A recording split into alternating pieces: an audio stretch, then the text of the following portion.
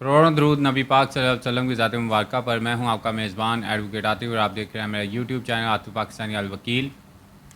आज हम जिस लीगल टॉपिक के साथ हाज़िर हुए हैं ये सिविल कोर्ट की बाबत है, सिविल केसेस के हवाले से। बेसिकली ये चेक डिसऑनर जब हो जाता है या किसी शख्स ने किसी दूसरे शख्स को पैसे देने के एवज़ चेक अपना दिया होता है और वो जब वो कैश करवाने जाए और डिसऑनर हो जाए, फिर फर्दर जो है मुतासरा फ़रीक जिसने पैसे लेने होते हैं उसके पास क्या रेमेडी होती है उसका भी मैं बताता हूँ इसमें। और दूसरा, जो चेक जिसने दिया होता है अगर वो कहे कि मेरी तरफ अब आपके ये पैसे नहीं बनते तो उसके पास क्या रेमेडी होती है, इन दोनों बातों का हम जिक्र करेंगे। होता यह है बेसिकली कि अमूमन जब दो अफराद के दरमियान कारोबारी लेन देन होता है तो गारंटी के तौर पे जो है एक शख्स दूसरे शख्स से चेक ले लेता है, लेकिन उनकी ट्रांजैक्शंस जो हैं वो बिज़नेस के हवाले से वो चलती रहती हैं। या अगर किसी ने पैसे लिए हुए हैं उधार तो कुछ पैसे वो जब रिटर्न कर देता है, कई जो है उसकी रिसीविंग ले लेते हैं, कोई रिसीविंग नहीं लेते, कई कुछ अफराद के दरमियान जो है वो पैसे वापस कर देते हैं। जैसी भी सूरत हाल फिर बनती है दोनों अफराद के दरमियान जो है वो अगर डिस्प्यूट क्रिएट हो जाता है और जिसके पास चेक मौजूद होता है वो चेक डिसऑनर स्लिप लगवा के रेमेडी अवेल करता है अपनी, चाहे वो फिर सच्ची रेमेडी अवेल कर रहा हो चाहे वो झूठी रेमेडी अवेल कर रहा हो, वो ऑर्डर 37 का दावा जो है सिविल कोर्ट में दायर कर देता है। जब ये ऑर्डर 37 का दावा दायर हो जाता है, चूँकि ये एक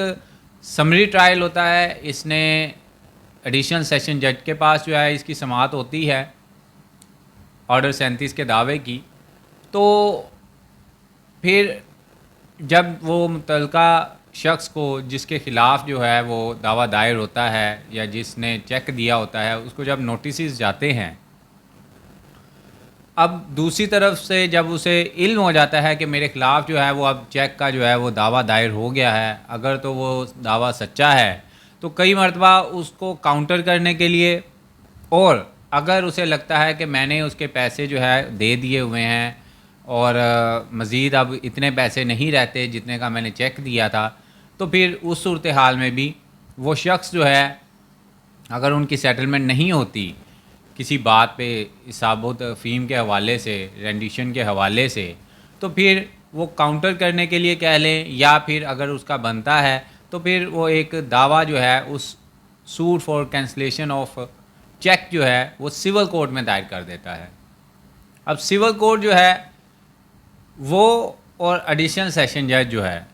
ये दो डिफरेंट कोर्ट्स हैं। सिविल कोर्ट जो है वो सबॉर्डिनेट कोर्ट है, एडिशनल सेशन जज जो है वो हायर फॉरम है उससे, लेकिन चेक एक ही होता है। अब एक दावा जो है उसका चल पड़ा एडिशनल सेशन जज के पास समरी ट्रायल प्रोसीडिंग में। समरी ट्रायल प्रोसीडिंग बेसिकली ये होती है कि जिसमें जल्द अज जल्द जो है वो उसमें हेयरिंग होती है और जल्द अज जल्द जो है वो केसेस का फ़ैसला होना होता है, तो वो चल रहा होता है एडिशनल सेशन जज के पास रिकवरी के लिए। अब इसी तरह सूट फॉर कैंसलेशन ऑफ उसी चेक की बाबत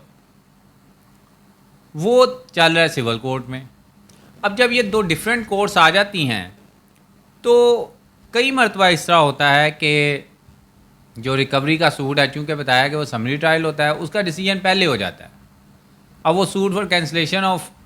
चेक जो है उसका जो दावा है वो कई मरतबा कई जजेस जो है वो कहते हैं जी अब देखें जी एडिशनल सेशन जज ने जो है वो फ़ैसला कर दिया है, लिहाजा हम इसकी अब समाअत जो है वो नहीं कर सकते, चाहे वो ऑन मेरिट उसका बनता ही हो।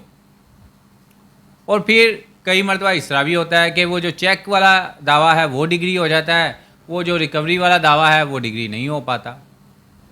तो इन तमाम कबाहतों से बचने के लिए, इन तमाम ऐसे जस्टिस से बचने के लिए कि दोनों में कोई तज़ाद ना आ जाए और रियल जस्टिस तक पहुंच सकें, एक बहुत अच्छा जो है वो अदालती फ़ैसला जो है वो अब किया गया है PLJ 2023 लाहौर पेज 199। इसके तहत ये है कि एडिशनल सेशन जज जो है चूँकि एडिशनल डिस्ट्रिक्ट जज जो है वो चूँकि एक दीवानी इख्तियारात भी रखता है, उसके पास जो है दीवानी समाअत के इख्तियारात भी होते हैं, तो लिहाजा वो जो suit for cancellation of cheque जो कि सिविल कोर्ट में दायर हुआ होता है वो उसको अपने पास ला के इन दोनों को यकजा फ़ैसला कर सकता है, ताकि किसी मुतज़ाद फ़ैसले से बचा जा सके, ताकि किसी इनजस्टिस से बचा जा सके कि उसमें फ़ैसला कुछ और हो जाए, उसमें फ़ैसला कुछ और हो जाए। मेरे केस में मैंने एक केस जो है वो इसी तरह उसको मैंने कंटेस्ट किया हुआ है। मैंने एक केस जो है वो इसी तरह कंटेस्ट किया हुआ है जो कि अभी भी पेंडिंग है वैसे, कि उसमें यही सूरत हाल बनी कि चेक जो है वो जो एडिशनल डिस्ट्रिक्ट जज के पास जो किया हुआ था दावा ऑर्डर 37 का वो डिग्री हो गया। दूसरी तरफ जो है वो जो सिविल कोर्ट में कैंसलेशन का दावा था वो जो है वो जज साहब ने इसी वजह से कि जी एडिशनल डिस्ट्रिक्ट जज ने जो है वो इस पे फ़ैसला दे दिया हुआ है, लिहाजा इसको जो है वो हम आगे मेंटेनेबल नहीं कर सकते। कई मरतबा तो उसको सैनिटाइज एडजर्नी कर दिया गया कि चूँकि हाई कोर्ट में अभी अपील पेंडिंग थी, डेट्स वाई जो है वो नीचे जो है वो दावा उन्होंने सैनिटाइज एडजर्न कर दिया। लेकिन और फिर आप देखेंगे एक ही चेक है, एक समरी ट्रायल चल रहा है, एक जो है सिविल कोर्ट में कैंसलेशन का दावा चल रहा है, और कई मरतबा इस तरह भी होता है कि उसी के ऊपर FIR भी हो जाती है। 489F का जो है वो अलग से ट्रायल चल रहा होता है, और उसमें अगर अब ये तीनों डिफरेंट फॉरम्स हैं, अब तीसरे फॉरम में जो ट्रायल कोर्ट है, जो क्रिमिनल कोर्ट है, अगर उससे फ़ैसला जो है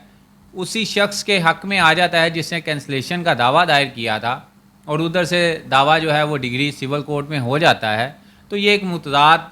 फ़ैसला जात जो है वो सामने आ जाते हैं, जिससे काफ़ी कबाहतों का सामना करना पड़ता है, जिससे इनजस्टिस भी हो सकता है। और इन तमाम चीज़ों से बचने के लिए ये एक अच्छी जजमेंट है PLJ 2023 लाहौर 199। इसके तहत जो है वो एडिशनल डिस्ट्रिक्ट जज जो है वो अब सिविल कोर्ट में जो दावा दायर हुआ होता है तो वो अपने पास ला के इनको कंसोलिडेट करके इनका फ़ैसला जो है वो एक कर सकता है, ताकि किसी मुतज़ाद फ़ैसले से बचा जा सके। और ये एक ऐसा केस होता है जिसका जो है वो एडिशनल के पास भी बैक वक्त दीवानी कोर्ट में भी और फ़ौजदारी अदालत में भी केस चल रहा होता है। ये तीनों डिफरेंट फॉरम्स हैं, लेकिन इन तमाम चीज़ों से बचने के लिए इन दोनों कोर्ट्स के जो फ़ैसला जात हैं उनको उनमें जस्टिस लाने के लिए ये एक अच्छी जजमेंट है।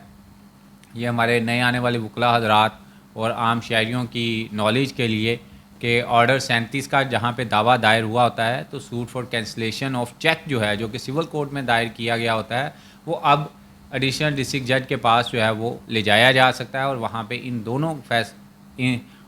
इन दोनों केसेस का एक फ़ैसला करवाया जा सकता है ताकि इनजस्टिस से बचा जा सके।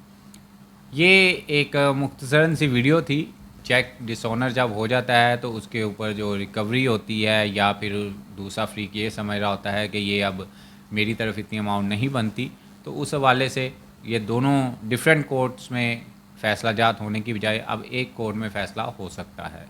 ये एक अच्छी साइटेशन है, इसको जो है ज़रूर पढ़ें डिटेल के साथ, और इसके तहत जो है वो अदालत में आगे अगर आपकी कोई इस तरह की आपका कोई इस तरह का अगर कोई केस जो है वो अदालत में पेंडिंग है तो लिटिगेंट अज खुद या फिर थ्रू एडवोकेट जो है वो एप्लीकेशन जो है वो दायर करके सिविल कोर्ट में से अपना केस जो है वो एडिशनल डिस्ट्रिक्ट जज के पास ट्रांसफ़र करवा सकते हैं। और नए आने वाले वकला हज़रात भी जो हैं जो फ्रेश लॉ ग्रेजुएट हैं वो भी इस जजमेंट से फ़ायदा उठा सकते हैं। अगर उनका कोई इस तरह का केस जो है उनके पास मौजूद है तो वो फौरी तौर पे जो है वो सिविल कोर्ट से अपना केस जो है वो एडिशनल डिस्ट्रिक्ट जज के पास ट्रांसफ़र करवाएं, ताकि इन बातों से बचा जा सके और जस्टिस मुकम्मल तौर पे हो सके। नेक्स्ट किसी लीगल वीडियो के साथ फिर हाज़िर होंगे। अभी तक के लिए इतना ही। अल्लाह हाफिज़।